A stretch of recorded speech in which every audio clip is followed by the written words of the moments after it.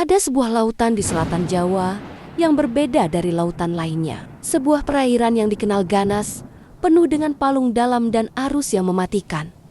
Para nelayan menghormatinya. Para turis diperingatkan untuk berhati-hati, karena menurut legenda yang telah hidup selama ratusan tahun, lautan ini tidaklah kosong. Jauh di dasar samudra, di luar jangkauan nalar manusia, berdiri sebuah kerajaan gaib. Dan kerajaan itu memiliki seorang ratu. Namanya dikenal di seluruh Nusantara dengan nada berbisik penuh hormat dan ketakutan.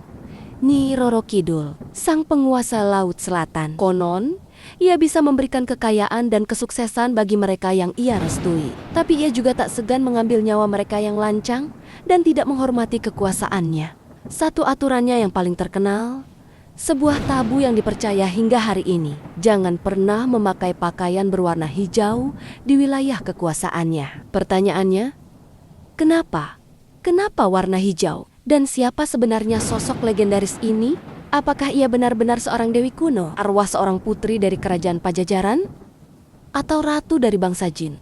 Atau adakah penjelasan lain yang lebih mengejutkan di balik semua mitos ini? Yuk, kita bahas.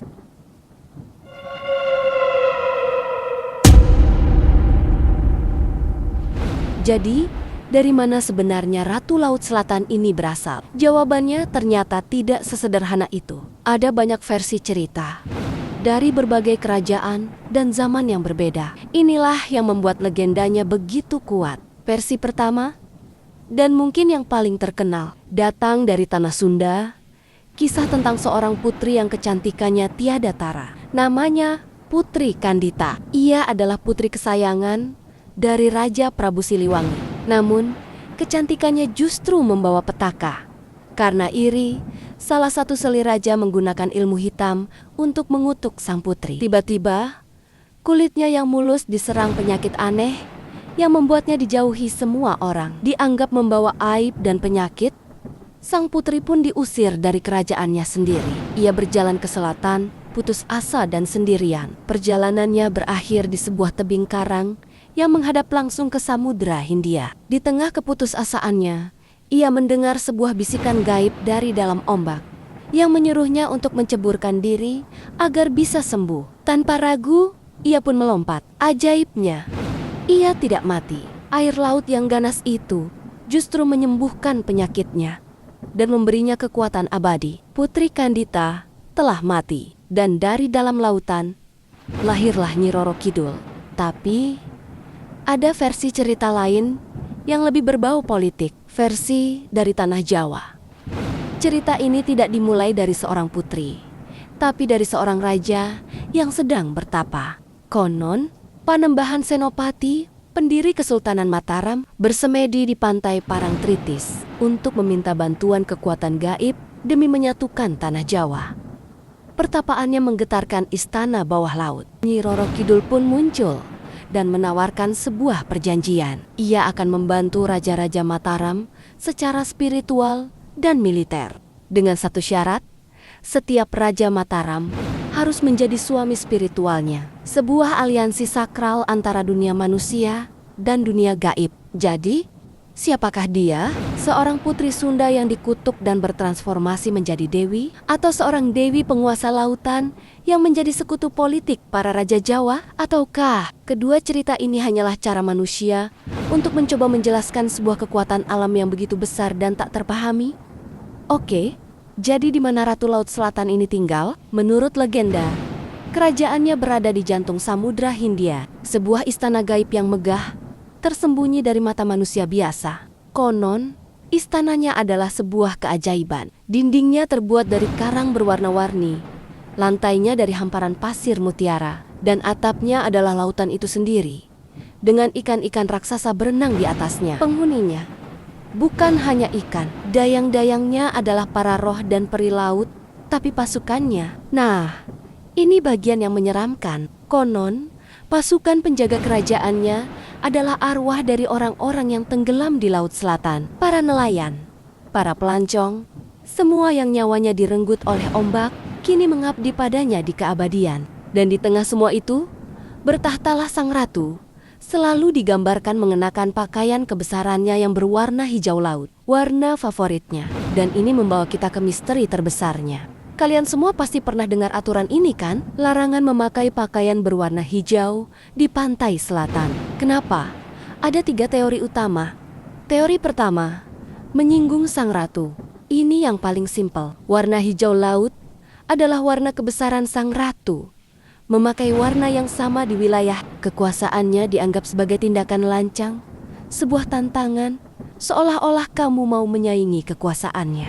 Teori kedua, penjelasan logis dan ilmiah. Para tim SAR punya penjelasan yang lebih masuk akal. Perairan Laut Selatan terkenal dengan ombaknya yang ganas dan arusnya yang kuat. Airnya sendiri seringkali berwarna kehijauan karena plankton. Jika seseorang terseret ombak, akan sangat sulit bagi tim penyelamat untuk menemukannya jika ia memakai pakaian berwarna hijau yang menyatu dengan warna air. Mitos ini bisa jadi adalah sebuah kearifan lokal, sebuah peringatan keamanan yang dibungkus dalam cerita horor agar lebih ditaati. Teori ketiga, sinyal bagi para pengikut. Ini teori yang paling mistis. Warna hijau dianggap sebagai undangan atau sinyal bagi para prajurit gaib sang ratu. Saat mereka melihat warna itu, mereka akan menganggap orang tersebut telah menyerahkan diri untuk dijadikan abdi atau prajurit baru di kerajaan bawah laut.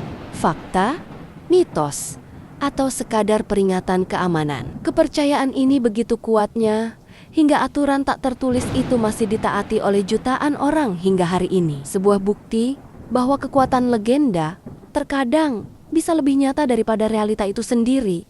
Perjanjian antara Panembahan Senopati dan Nyi Roro Kidul bukanlah kisah satu malam. Ini menjadi sebuah tradisi sakral yang diwariskan turun-temurun kepada para penerus takhta Mataram, baik di Keraton Yogyakarta maupun Surakarta. Hingga hari ini, setiap tahunnya, Keraton Yogyakarta masih menggelar upacara labuhan, sebuah ritual di mana sesajen atau persembahan dari sultan berupa pakaian, potongan kuku, dan rambut dilarung ke Laut Selatan. Ini bukan sekadar tradisi. Ini adalah cara keraton untuk terus memperbarui perjanjian sakral mereka. Sebuah bentuk penghormatan untuk menjaga keharmonisan antara dunia manusia dan dunia gaib sang ratu. Tapi pengaruh sang ratu tidak hanya terbatas di lingkungan keraton. Di Pelabuhan Ratu, Sukabumi, ada satu tempat di dunia modern yang didedikasikan sepenuhnya untuknya. Salah satunya yang menjadi misteri adalah Kamar 308 di Hotel Samudra Beach. Kamar ini, sejak hotel didirikan, secara sengaja dikosongkan dan dipersembahkan untuk Nyi Roro Kidul. Tidak ada yang boleh menginap di sini. Ini adalah kamar peristirahatan pribadinya jika ia sedang berkunjung ke daratan.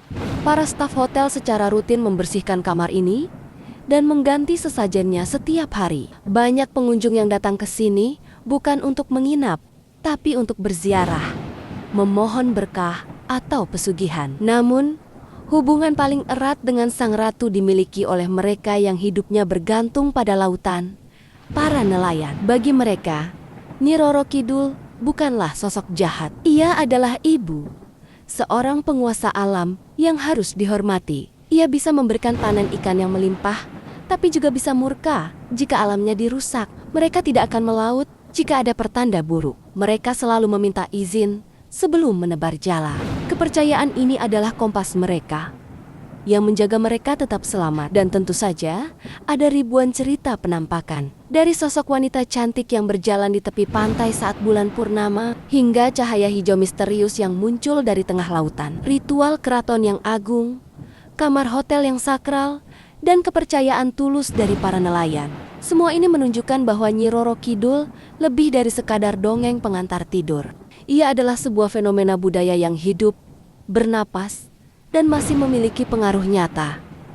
Pertanyaannya, apakah ia benar-benar entitas gaib yang nyata? Ataukah ia adalah sebuah simbol yang sangat kuat, simbol dari kekuatan alam Laut Selatan yang tak terkendali, sekaligus simbol legitimasi kekuasaan spiritual para raja Jawa? Jadi, setelah semua cerita, ritual, dan kesaksian, kita kembali ke pertanyaan awal.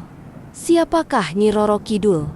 Apakah dia nyata? Mungkin kita menanyakan pertanyaan yang salah, karena bagi masyarakat Nusantara, terutama di Jawa, nyata atau tidak nyata bukanlah poin utamanya. Yang nyata adalah pengaruhnya. Yang nyata adalah kekuatannya. Manfaat atau pelajaran, Nyi Roro Kidul adalah personifikasi dari kekuatan alam itu sendiri. Ia adalah jiwa dari Samudra Hindia yang ganas, indah, tak terduga, dan tak akan pernah bisa ditaklukkan sepenuhnya oleh manusia. Ia mengajarkan rasa hormat, mengajarkan manusia untuk tahu batasannya saat berhadapan dengan alam yang jauh lebih tua dan lebih kuat darinya.